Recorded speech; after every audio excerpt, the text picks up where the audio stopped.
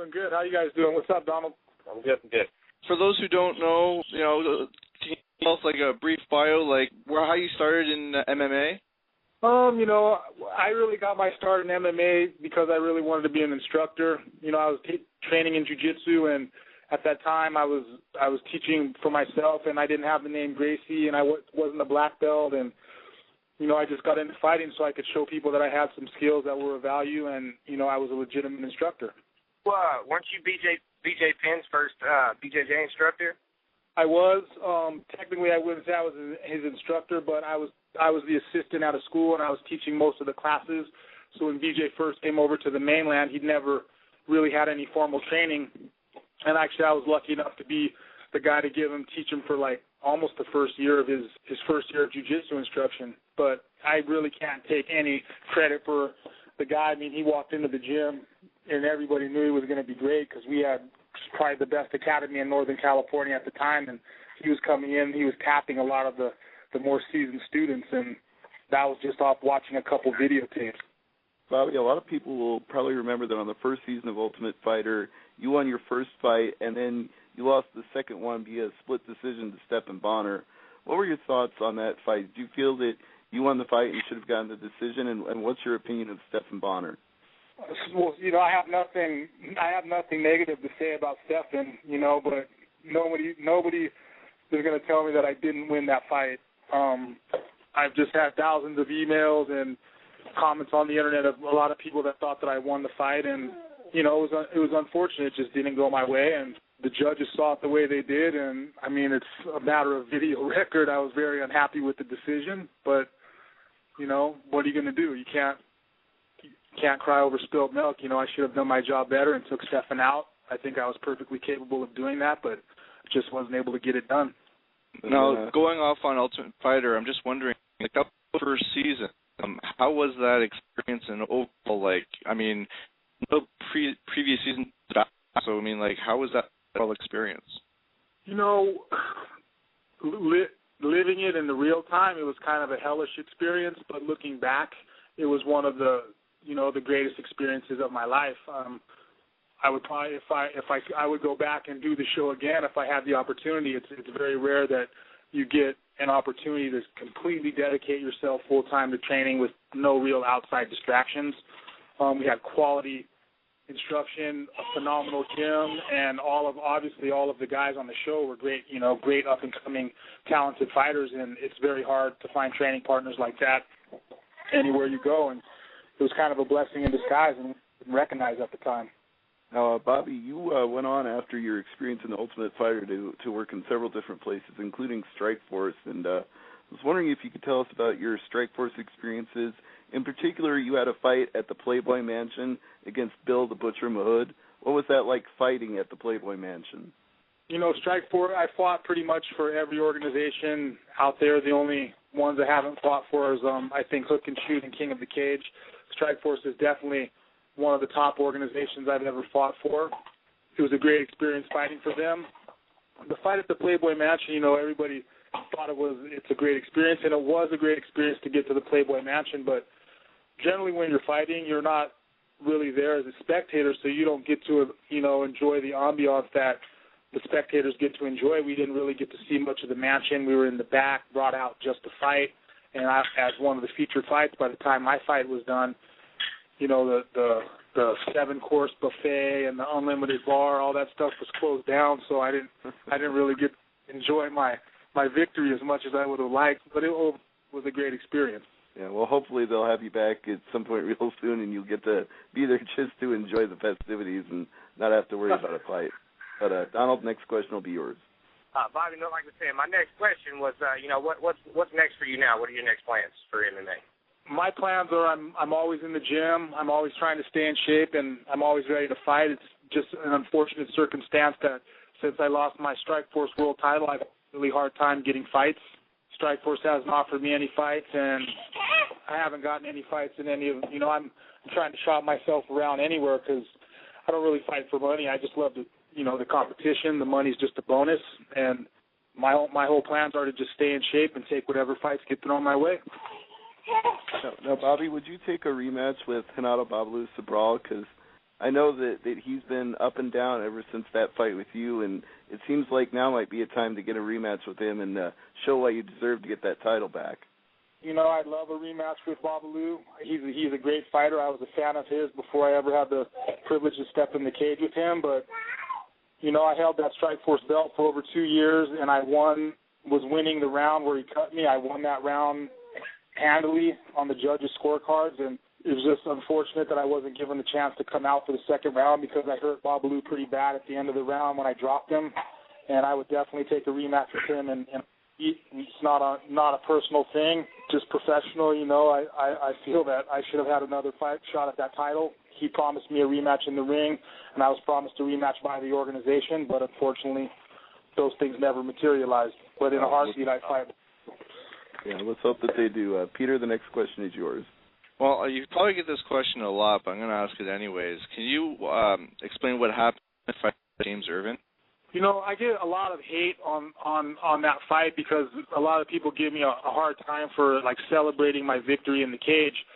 But what happened in that fight was we came out and James Irvin threw a left kick that I checked, and I countered him with a hook that hit him right on the nose, and he was literally out on his feet the whole time I was trying to take him down. When I spun him into the cage, the person who had the pin for the Strikeforce cage happened to be up in the sky booth watching the fights, not down by ringside. So they had like a pen or something holding the cage door shut. It broke. We spilled out onto the ground. And this is what happened. James literally woke up and looked at me, and what he said was, "Did you break my effing nose?" And I said, "I don't know." And I got up off him and walked away.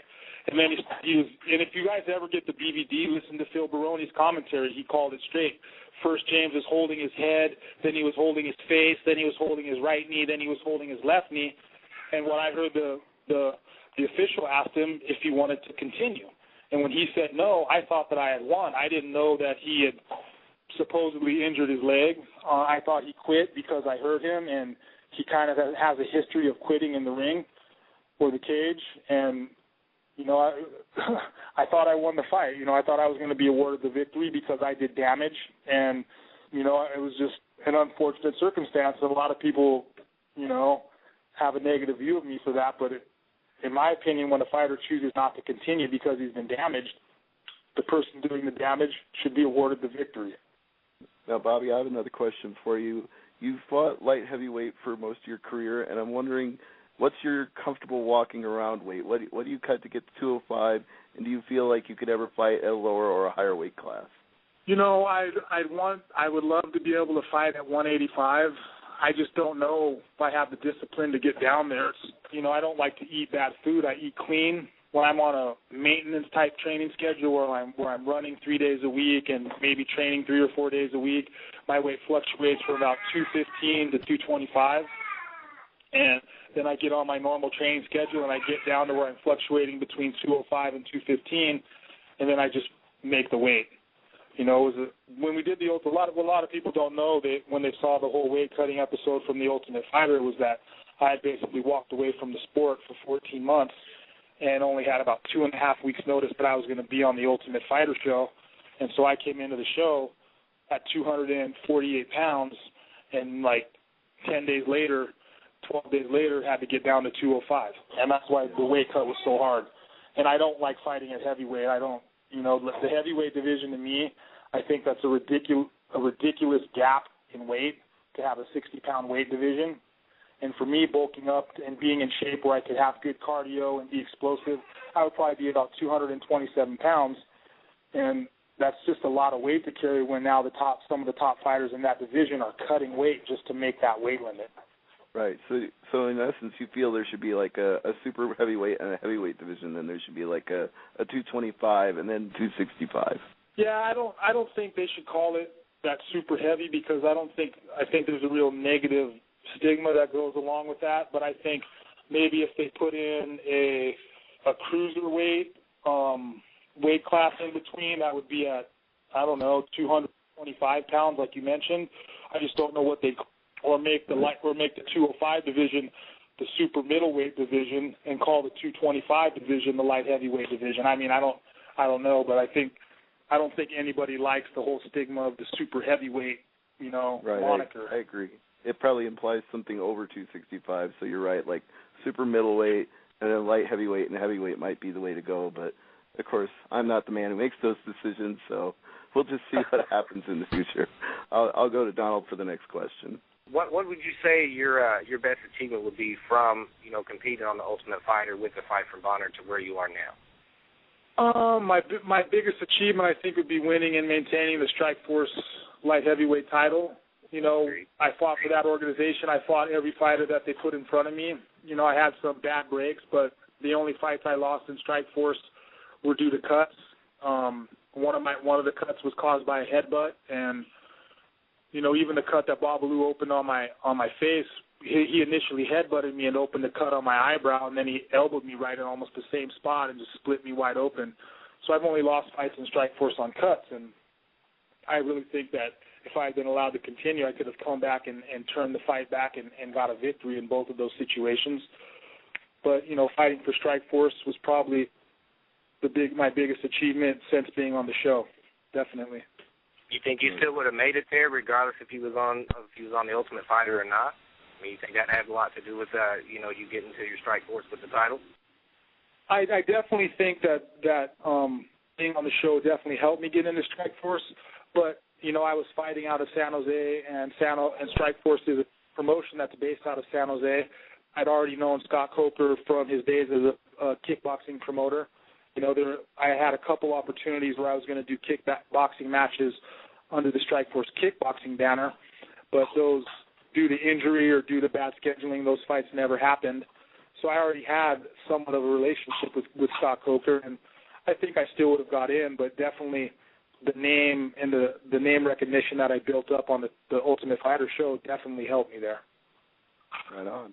Now, Bobby, let's say that UFC comes calling in the next month or two, and you're ready to go, and they offer you a deal. Who would you like to fight first if you wound up in UFC this year? Oh, Stephan, without a doubt. I that's the fight for me. I'd like to fight Stephan for for a rematch to try to avenge that loss, even though that loss isn't officially on my record. It's one of the things that sticks in my craw. Not like I said, nothing against Stephan personally, just a bad decision. And it's funny because as a fighter, you have to, mentally get by those kind of situations and move forward in your career. And that's one of the things that is constantly thrown in my face is that fight from 6 years ago. And I'm not going to say I forgot about it, but I've moved forward from it.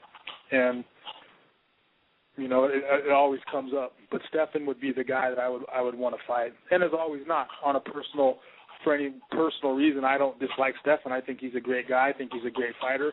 He's done great things for the sport. Because of the things I just mentioned, I think it would be a good fight, especially to beat him. And I would also want to avenge that loss. I think the fans, that's a fight that fans would love to see, to tell you the truth. Yeah, I think that fight would probably end up being the main event of a fight night or the co-main event of a pay-per-view. You couldn't rematch Bonner without it being a pretty big deal. Yeah, I think it would be a big deal. Looking forward to possibly seeing you there or seeing you in any fights again this year in World of MMA, wherever you may end up. But I've got one more question for you before we let you go, or if any of my other co-hosts have another question, they can go after me. But my final question would be, Ultimate Fighter House, we've seen over the years, seems to be a pretty nutty place. A lot of crazy things go on. Was there anything really crazy that didn't make air during the first season that you can tell us about? There would be a lot of things too crazy to say, and I wouldn't want to really embarrass anybody. But just suffice it to say, when you put 16 guys living in one house with unlimited alcohol and only one avenue of outlet stress, you're always going to get crazy antics, and definitely some crazy things happened. Diego had some great moments, Forrest had some great moments, but I wouldn't put anybody on blast and try to embarrass them in any way. What you guys should do is put in a request for some cutting room footage from Spike Television. You probably get a lot of great stuff out of that. Oh, I'll definitely do that. So, yeah, well, you're right. With that much alcohol and guys who like to fight, it's bound to get a little wild. So.